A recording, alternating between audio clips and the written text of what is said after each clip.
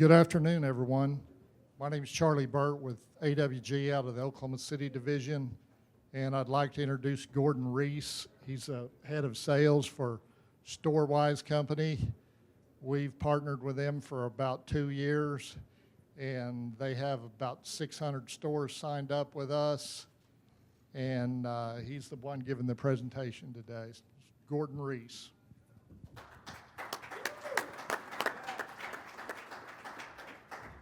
Thanks, guys. So I won't do a whole lot of talking, or at least that's not the goal. We got a panel here, and they're really going to take a lot of the stage. But what we're going to be talking about is the joy and pain to technology. And as cliche as that sounds, right? We all have pains associated, but we know that it's inevitable, right?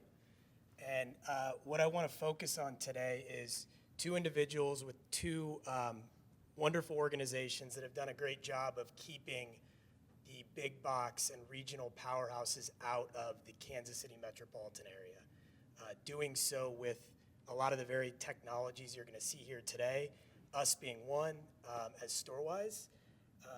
So without further adu, you have John Stanzi. He heads up the operations for Cosentino Food Stores, 30 plus stores in the Kansas City area. And then Mike Beal, CFO for Balls, 25 stores in the Kansas City area. So again, kicking it off, we really wanted to relate this back to a New Year's resolution.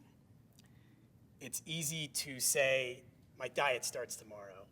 I'll do that when I get this done or that done. And interacting with many of you guys on a daily, weekly basis, whether you're customers or we are learning more to help your business, this becomes the most common objection. So we want to work with you today and help you better understand how easy this transition can be if you find the right partner. So I just want to start with Mike. In the last 5 years, what's really been the difference that you've seen overall in the grocery industry? Thanks, Gordon. Well, fortunately, not much has changed in the last 5 years for us, right? We went through a major pandemic, started in 2020. That led to all kinds of supply chain disruptions, which I'm sure all of you have dealt with. And we continue to deal with those today. Whether it was because of the pandemic or not, the labor shortages that we face in our stores has really caused us to think twice about how we use labor and to try and get the most out of it, but it's been a severe challenge. Inflation has taken off. As you know, you've seen that. You've seen all the price increases from CPG companies to DSD companies, as well as having to increase your wages for your talent that you have in your stores to at least keep people and or to attract new people. We've been subject to world events, be it the war overseas, that's increased the price of fuel and commodities and stuff. And then we've also had a lot of technology adaptation and adoption, more so than we probably had before COVID, for people trying out just new ways to do business and new ways to shop. When I look at what our e-commerce business was prior to COVID and then what it was during COVID, and it's obviously dropped back down, but I see much greater adoption of our self-checkouts now than what they were before COVID, people that just want to not be face-to-face with a cashier. And then, of course, recently, we've seen what interest rates have done as a result of the inflation and the effects on our business for those of us that borrow money from time to time, and or that our customers are faced with as well. So, and I guess one of the most recent things that really impacts most of us is seeing what the termination of the additional SNAP benefits that were put in place during COVID has done to dry up money for a number of our shoppers in particular store areas. So, as I mentioned, not a whole lot's changed that we have to deal with. It's a pretty flexible business that we're in, but those are just some of the things that we've seen. Thanks, Mike. So on that note, I'll start with John. how are you handling competitive pricing and just staying on top of all the changes that Mike talked about as far as inflation goes and price changes every week, every day? Thanks, Gordon. Great question. You know, in my role, one of the main things I do is try and find solutions for our store teams, right? So my job is to make their job easier. And technology is a place in the last 5, 6, 8 years in our industry I've really leaned heavy because there's been an onslaught of new things that can make stuff a lot easier. So as far as pricing, we were old school, right? Take somebody, they go to the store, you know, they write it down, the competition's pricing. We got really sophisticated. We started snapping some pictures in the store and thought we were cute and funny and great. The reality of that was, you know, I got one person, 2 people, they go out to one store, they get 200 or 300 price changes. So this is where technology really can make a difference, and it has in our world. When inflation hit, well, prior to that, but when inflation hit, it was really key. So we got a hold of some technology. Some of you probably are using it or heard of it, but there's companies that go out and web scrape. So they go on to their online shopping platforms, and boom, boom, boom, 10 stores, 15,000 prices, right? So that's been a huge benefit to us in the competitive pricing world. The big piece to that, too, is that it can be exception-based, and what I mean by that is you can go through the whole price file, and we do, looking for opportunities with some of the stuff Mike talked about with the increasing costs and labor costs and those kind of things. But you can also do exception-based where it's like, okay, just tell me what changed in my competitor last week. Boom, here's the 20 prices they changed. Or what did we change last week? So that kind of technology is just one example of technology, how it can help you. You know, the other thing with pricing, particularly through inflation, is just so much data. I mean, I got my first price check back, 10 stores, 15,000 items. I said, what the heck am I going to do with all this? It's almost too much. So it's another place where technology can make it zoom in and a little bit more actionable. You know, so the reporting is not just the prices. There's places you can punch and hit. You know, look at your indexes a little bit more where you can see the entire categories or departments. So that's an example of what we've done with some of it. Thanks, John. Same question to you, Mike. Thanks, Gordon. So we also do competitive price checks. As John mentioned, we have a pricing model that we have used for 15 to 20 years now. It was developed by the Willard Bishop Consulting Group. It has to do with price impressions. What we've learned is that pricing is more than just what's on the shelf, because most customers, you know, they're going to know what the KVIs are, in particular eggs, milk, bread, chips, pop, you know, and they're going to know what key items that's very, very important for their family. But aside from that, out of the 30, 40,000 items you may have in your store, they're going to know most of them. And so we do competitive price checks every month with KVI items, and we'll do that against some of the big boys that you're all familiar with, that most of you compete with, but we also do it against local competitors here just to make sure that our pricing is in line with that. And so, you know, pricing is, as I mentioned, impression. It's not only the price on the shelf, but it's how you advertise it.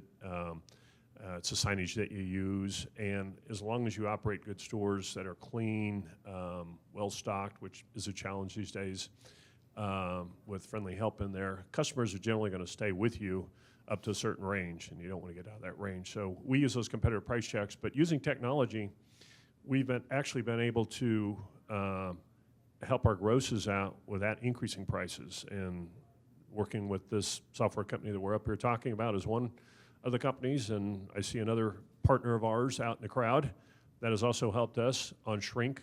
And if you're doing the right things and operating your business the best way that you can, knowing what your competitive pricing is and focusing on your shrink, you'll find dollars that are falling to the bottom line without actually raising your prices, which we can't afford to do with inflation out there and all the competition. Thanks, guys. We saw this out in the market, and you know, another example of the fluidity to technology.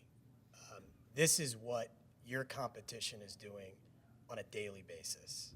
So if you're not considering competitive intelligence, if you're not considering market intelligence, and if you're not factoring those things in, just remember that the people next door are. And this is a question for, again, both of you guys. Mike, if you want to kick things off. How have you tracked the effectiveness of your promotions? Thanks. So every week we analyze the ad performance for all of our banners. I mean, we're part of the Price Shopper group with John's company, but then we both operate stores that aren't a part of that group.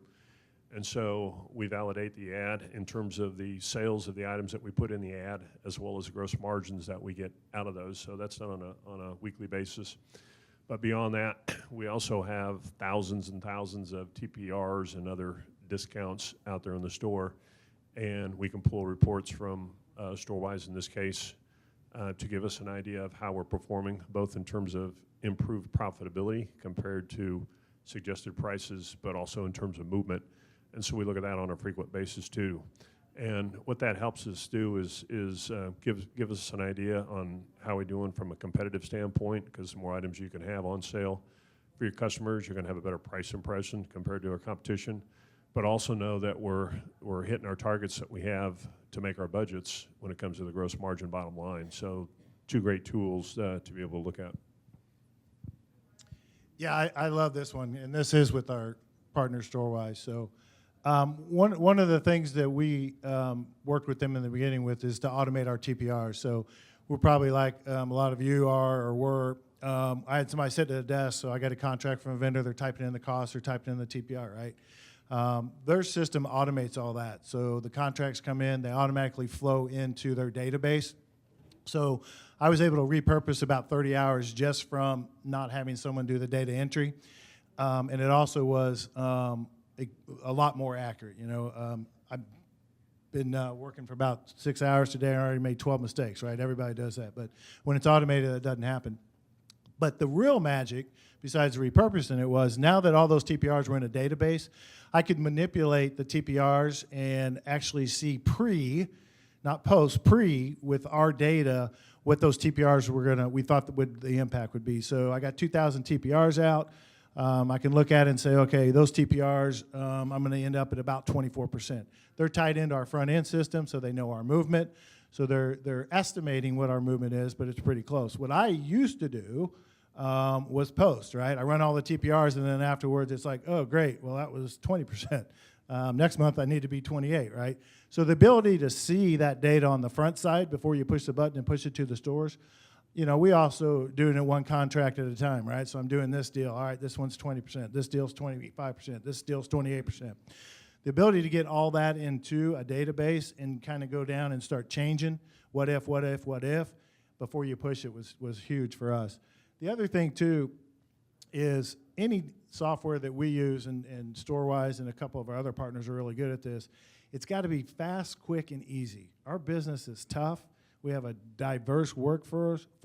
You're going to have stuff that can give you a great result, but if it's too hard to use, it's not going to happen. So fast, quick, and easy is important to us. You got to keep in mind, too, that some of the technology that you bring into your stores, and this is something I try and keep in mind, you know, that technology is great, but it's got to go from the senior manager all the way down to my department manager, who in some cases still trying to figure out email, right? So in our industry, understanding that technology and all the end users is important. And StoreWise and companies that see that and understand our industry, a lot of software companies don't understand our industry. It's complex, it's diverse, it's different. So they've been a great partner, and that's a little bit how we use that tool. I'll go ahead and tease you with some numbers if you don't mind, but looking at the data that we have, we actually average just under $1,000 extra gross profit dollars just from using the software each week per store. And that is not through increasing prices, but using these tools that are out there. So you can add up the dollars for 25 stores and figure out the benefit, and John's company may even have more stores, but it's real opportunity to grow your business, grow your bottom line, and still remain fiercely competitive. Thanks, both of you. I think, you know, Mike's point, breaking it down by store, it's worth mentioning.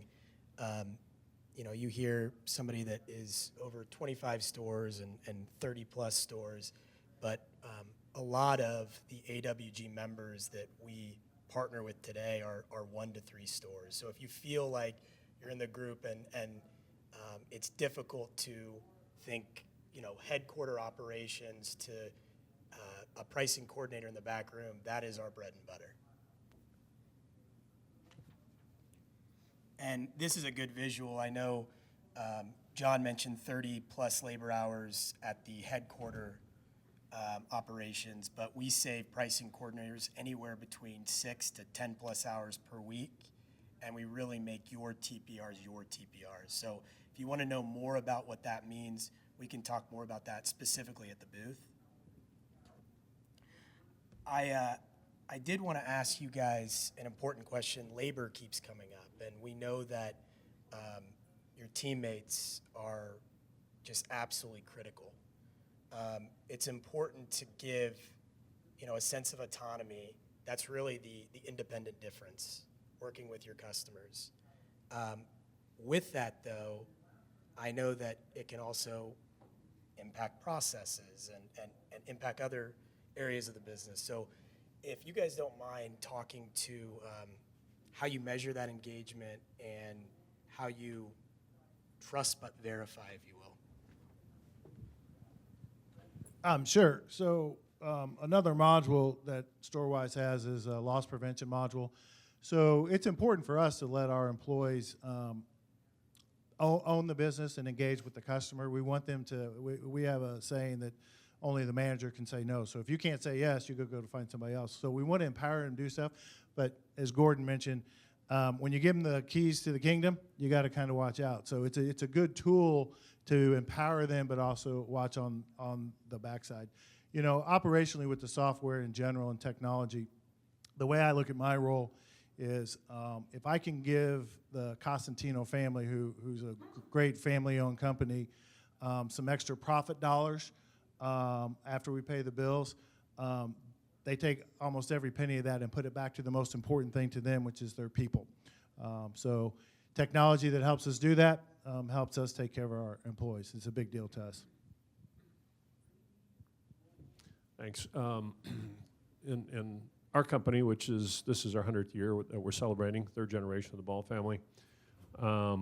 David Ball and his parents had a saying that if you take care of your teammates, they're number one. They're going to take care of your customers.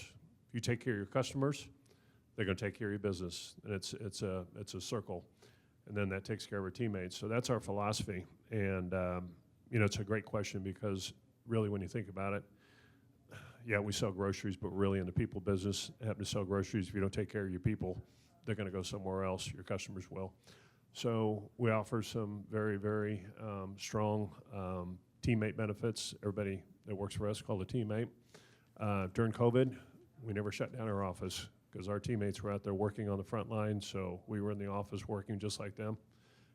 We're out talking to them. We gave, throughout that whole year, and actually the following year, we continued to give out gift cards that were spendable in our stores to our teammates as bonuses.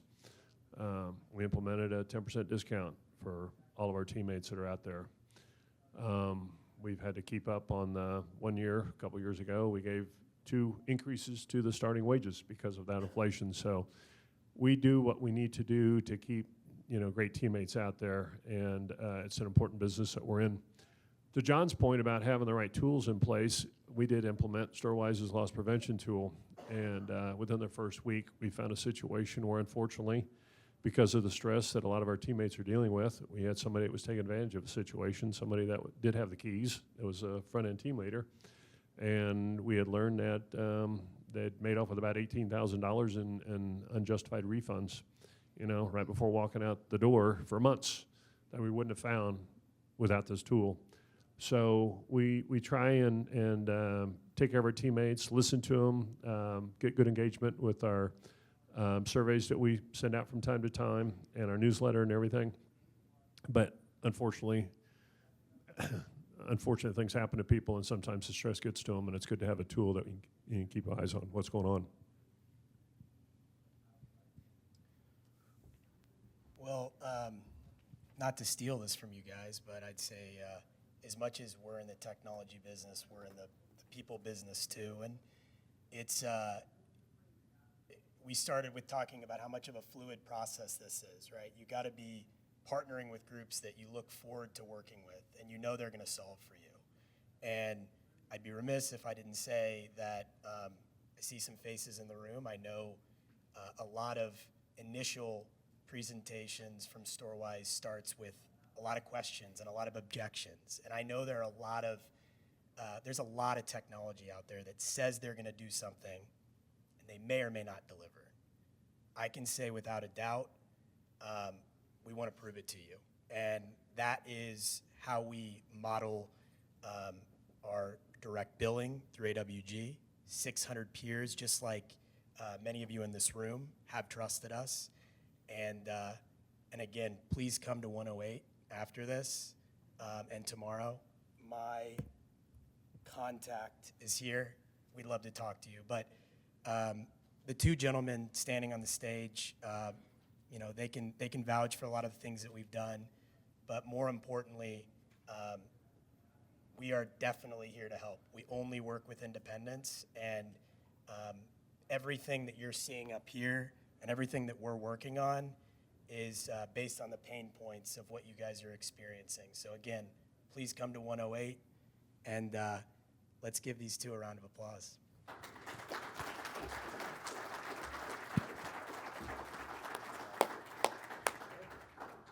Any questions? I guess, do I have a few? I can take any questions or let the guys take any questions. Can you explain the loss prevention, the technology behind that? Yeah. So essentially, it's anomaly detection, right? A lot of people, raise your hand if you use an electronic journal or something of the sort, right? A majority of you. So it has every transaction. If you know where to look, yeah, it's fine. You know, it's transaction 215 on aisle 5. If you don't, right, you want to understand potential opportunities, excessive hand keys. We take account of all the top 12 transactions associated to potential risk. Risk is operational inefficiencies, and we bubble those up based on your data. It's exception-based reporting, basically, is what he's saying, that looks for anomalies based upon transaction history and stuff. And it's fast, quick, and easy. Designed by the loss prevention team at Walmart in large part. And believe me, they see a hell of a lot more transactions than all this put together.